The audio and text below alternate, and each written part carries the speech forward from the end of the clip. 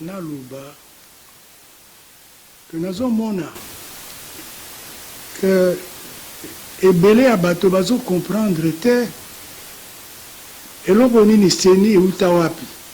namona bato bazoyebango te ana na parlement basalela président bakombo ya bato batindela ye président signé yango mais président wana ya biso ngai nabenga ye lokola imona président moko spécial na ndenge nini spécial na ndenge ke tata na ye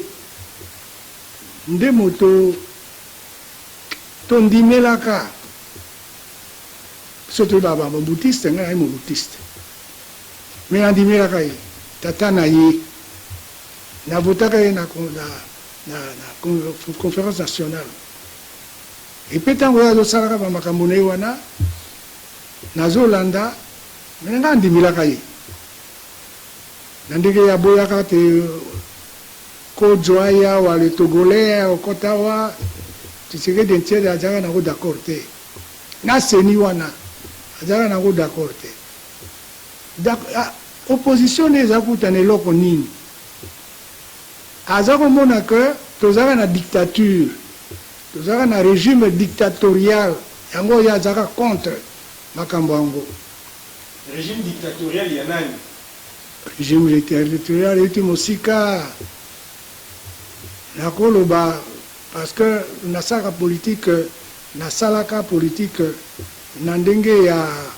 moto moko kolandaka non namona soko makambo mabe nabi mabe babenga biso bato ya bambubutiste babenga biso tozalaka na dictature sikawa Kabila ye ayi kosala na ye dictature mwana na ye wana asali ezengai moto naloba ngai moko te na ye moko président Tshisekedi oyo aza komona ke régime oyo ya président Kabila ezalaki régime dictatorial alors bato bazomona yango te différence nini ezali kati na régime wana oyo ya ye président Félix aye kosala yango sika na oyo eza ya président Kabila na parlement bazomona yango te que seni eza eloko esalemaka na régime dictatorial ye Félix Tshisekedi aye kotia démocratie moto moko azoloba lelo te que ye Félix Tshisekedi aza dictateur non contraire bato bazoloba bi aye nde kolongola dictature mais eloko oyo basalaka yango na dictature na makambo ya dictature oyo bato bazondimela yango te nde nini parlement akala ekomi dépassé seni ekomi dépassé eyi makambo ya dictature sikawa ye président selisi amonisa biso makambo oyo ya démocratie ndenge peuple azozila ye na eloko peuple azozanga peuple asengi seni te et puis chef de l'État Félix Tshisekedi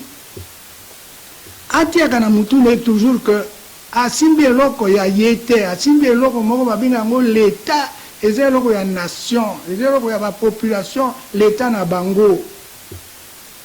bongo ye akamati pouvoir wana souverain asimbi yango na maboko asali gouvernement moto moko ati tembe na gouvernement na ye te ministère de l'intérieur na mokili mobimba bayebi mosala na yango moto moko ayi contre ministre de l'intérieur balobi non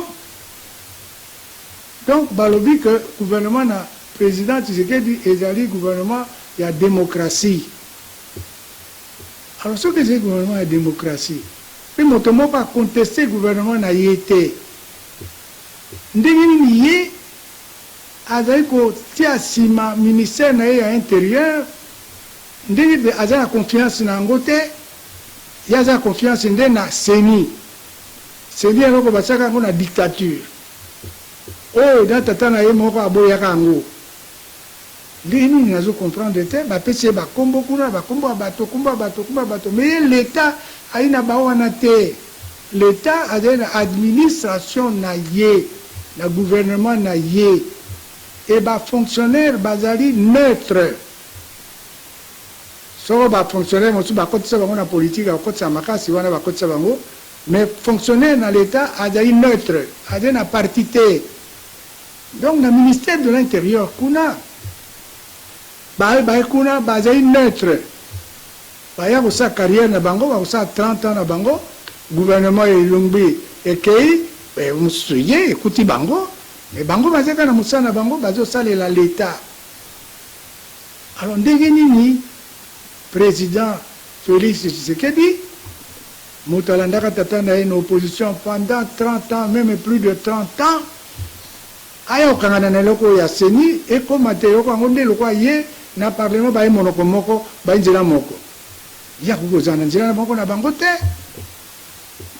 alors président azali na ministère de l'intérieur na mokili mobimba élection esalemaka na ministère de l'intérieur et puis bato bandimaka mingi te o bayibaki ngai bayiba nini na ngai otango naka ministère de l'intérieur na administration du territoire bato mosusu baza koyeba ngai naye koyeba bavoi na bango alo ngai nayeba voi na moto te eza kaka bongo bosali baélection bayibaki ngai basalaki boye basalaki boye mais ye Tshisekedi aye asala comme si aza na confiance na ye moko te comme si aza na confiance na gouvernement na ye te comme si aza na confiance na ministère de l'intérieur te asala bongo te soki azo nommé susu bato mosusu bapoliticien na eloko ya baseni parce que seni eza eloko ya bapoliticien ezali politique ezali administratif te alors ye atika ministère de l'intérieur oyo ya démocratie ezali na dictature te parce que ya dictateur te akende okamata eloko ya seni bapoliticien babimisaka yango bakotisi bareligion bakotisi basyndicat bakotisi baparti politique na eloko wana ya seni eloko yango mabe fondation na yango mabe fondation yango mabe ezomonana na eloko nini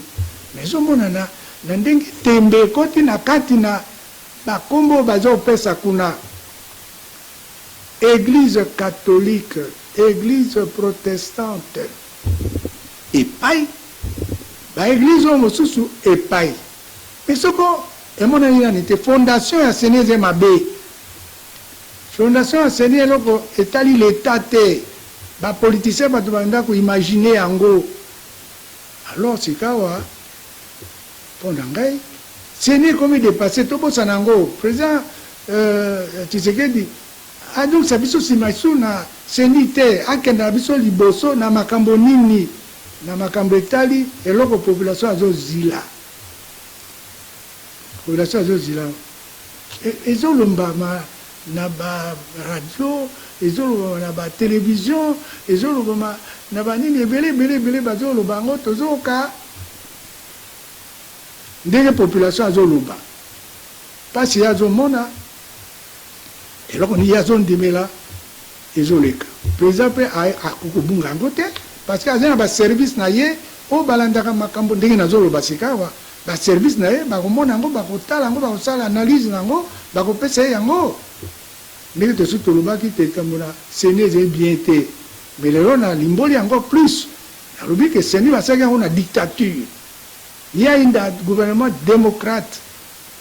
démocratique na ye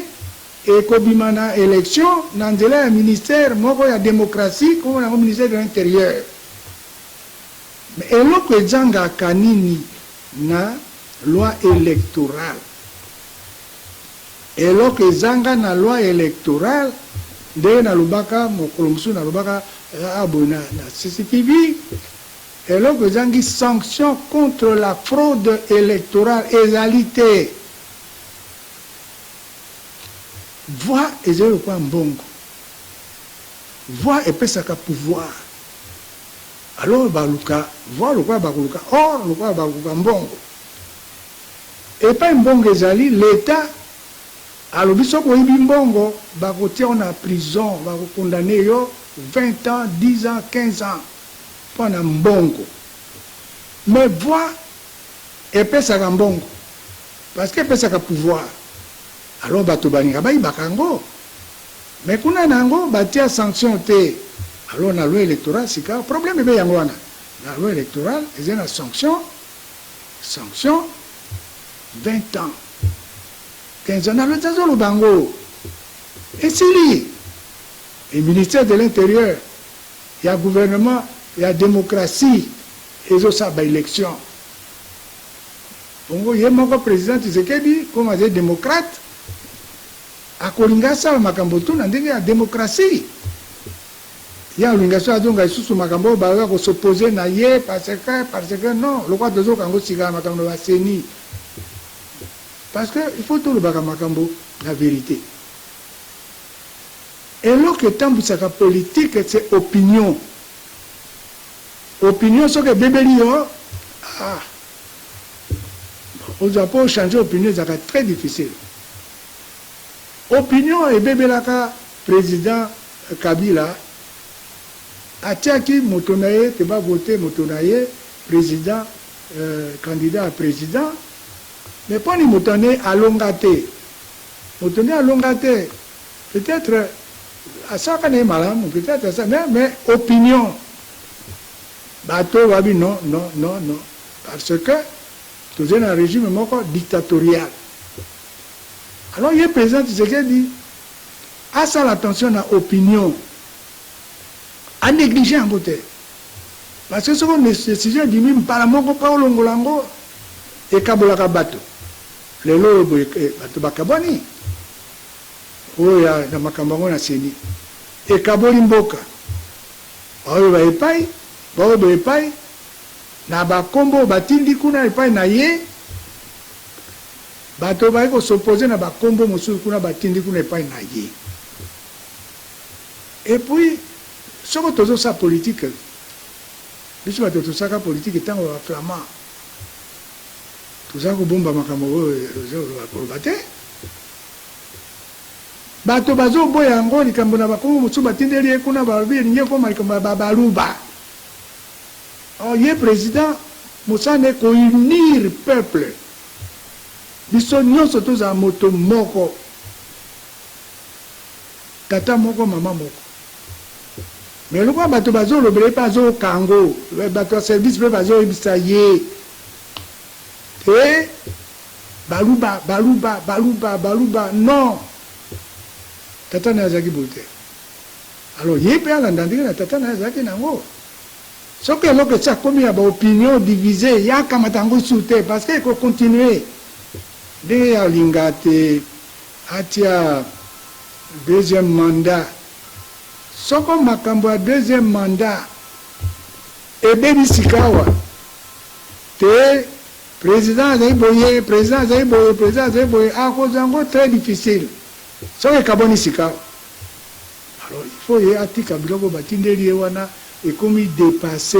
ezali biloko basalaka ngo na dictature ye asala biloko ya démocratie na gouvernement na ye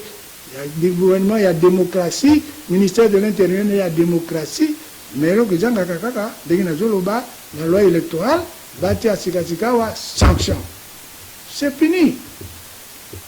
mais président azokenda na biso wapi président Tshisekedi akenda biso wapi azoyoka ezanga te bazosele barapport te rien que na vie de Kinshasa parce que makambo bongaka na bapolitike eutaka na Kinshasa mpo na Congo mobimba eutaka opinion ezalaka awa nde yango moto etambolaka ekendaka partout na intérieur na indépendance tozwaka eutaka epe kuna na biso na bacoquiadville na banini na basanleville te eutaka na ville de Kinshasa oyo moto ebimisaka ekambo na indépendance mais awa ndenge moko songo awa baboyi yo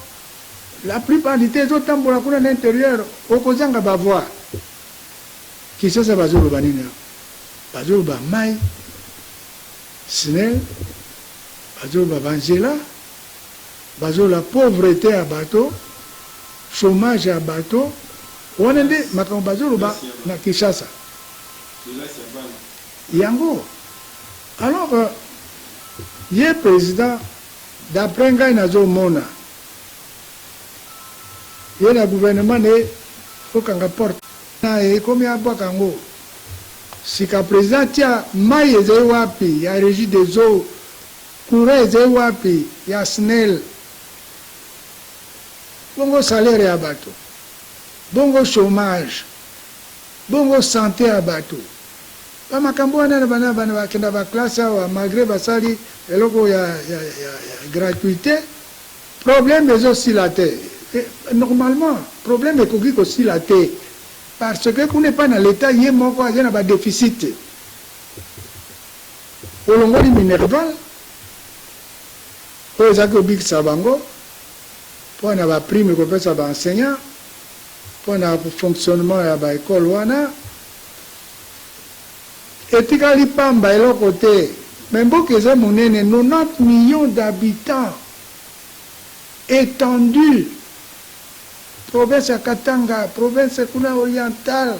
alors Équateur, eleki bamboka misika na banzela ngo babongisaka lisusu te bazopesa ba ONG bambongo basala mais ezali systématique te président donc ça va cantonner bazodila ngo à l'hôpital nasi alobi yango président tia gratuité pauvreté leki misala te Kinshasa wapi misala ezala wai misala ezali te bongo bato wana nani asimbi bango mpo na santé na bango na bana na bango bazokufa bana bazokufa mike parce que mayena okenda na bango na hôpital batia bango mai batia banini ezali te alors président tia nano miso na programme na ye na plan na ye mais likambo epesaka bagouvernement nyonso ezali finance publique finance décentralisation aboma nasi nalobaki yango asangisa mbongo esika moko bongo ayeba nini capacité ya ze nango mpona kotia développement na mboka o mbongo ezokenda bongo mbongo ezokenda bongo ezomonana te azoyeba yango malamu te bongo président asaisika eyokoma mbula misato mpoke na mbongo yango valeur ya mbongo belo wana oyo ya 200 000 na 100 bon président akokitisa yango na 50 camps gouvernement yango azobisa biso te parce que makambo ya finance eze kuna clair te alors président bato bazopesa confiance mais azala attention na biso bato ya baklasse politique wana aza attention na biso parce que ye moko alobaka na discours ne moko que azomona versatilité ya bapoliticien versatilité c'est-à-dire baza baposition te lelo azali awa lobi akomi kuna lelo azali awa bato bapia bango confiance totale te il faut ça yango na attention na ndenge bazopesaka bamakambo kuna batindele yango mpo atakata kosigné na bani bamosusu bazondimela yango non ye napesaka toujours exemple wana peut-être exemple moko bato bacomprenaka ngai bien te pourquoi tozali na sous-développement tozali na pauvreté tokomi na industrialisation te il faut un pouvoir fort enyolo badictature te ezokangaka bato kotiaka bango na baprison mpo na opinion te ezali mpo na alandisa biso tokenda makambo namoni azokamata makambo na IGF mpo na kokanga bato mpo na kosala boye na boye mais basanction ezalaka te na misala na leta ezali te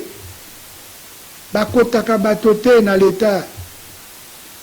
okoyeba te moto asali mosala bato yango na prime bapesaka prime na chaque mois prime na chaque mois